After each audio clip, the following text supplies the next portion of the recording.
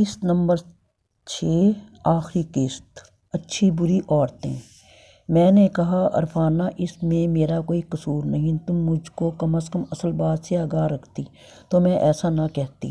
مجھے کیا خبر کہ تم مجھ سے بھی جھوٹ بول کر جاتی ہو۔ عرفانہ اپنے کیے پر شرمندہ تھی اور نہ ہی اس نے میرا شکریہ ادا کیا۔ وہ اسی طرح منہ پھلا کر بیٹھی رہی، لیکن اس واقعے کا یہ اثر ضرور ہوا کہ اس کے بعد وہ گھر سے کہیں نہیں جاتی تھی، کیونکہ ان دنوں ریاض بھائی کا موڈ سخت آف رہتا تھا۔ اس کے بعد میاں بیوی میں کھینچاؤ پیدا ہو گیا، اکثر ان میں جھگڑے رہنے لگے۔ میں عرفانہ سے کوئی بات کرتی کیونکہ وہ اپنے حالات کے بگڑنے کا ذمہ دار مجھے ہی سمجھتی تھی، حالانکہ میں نے کسی بدنیتی سے ریاض بھائی کو نہیں بتایا تھا۔ عرفانہ اب گل کو بھی میرے پاس آنے نہیں دیتی، جبکہ وہ مجھ سے بےحد مانوس تھا، بلکہ اپنی ماں سے زیادہ مجھ سے محبت کرتا تھا۔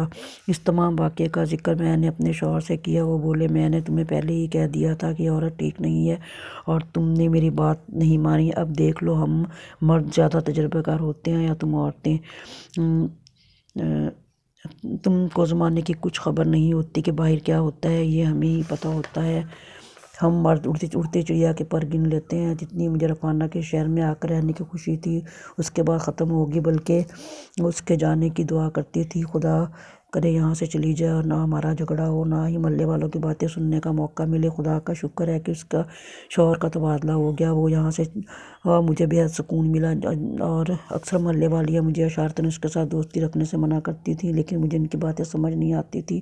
جب مجھے ذاتی تجربہ ہوا تو میری آنکھیں کھلیں۔ اب قول میرے شوہر کہ اگر تم مجھ کو ہر بات بر وقت نہ بتاتی، آج میں تمہیں تمہارے گھر بھیج دیتا۔ اور میں بھی سوچتی ہوں کہ اگر میں اپنے شوہر کو اعتماد میں نہ لیتی، وہ کسی اور کی زبانی حالات سنتے تو نہ جانے میرے بارے میں کیا رائے قائم کرتے۔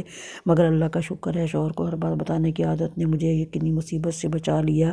میرے چینل 7 کلرز کو سبسکرائب کریں تاکہ آنے والی نئی کہانیاں آپ تک پہنچ سکیں۔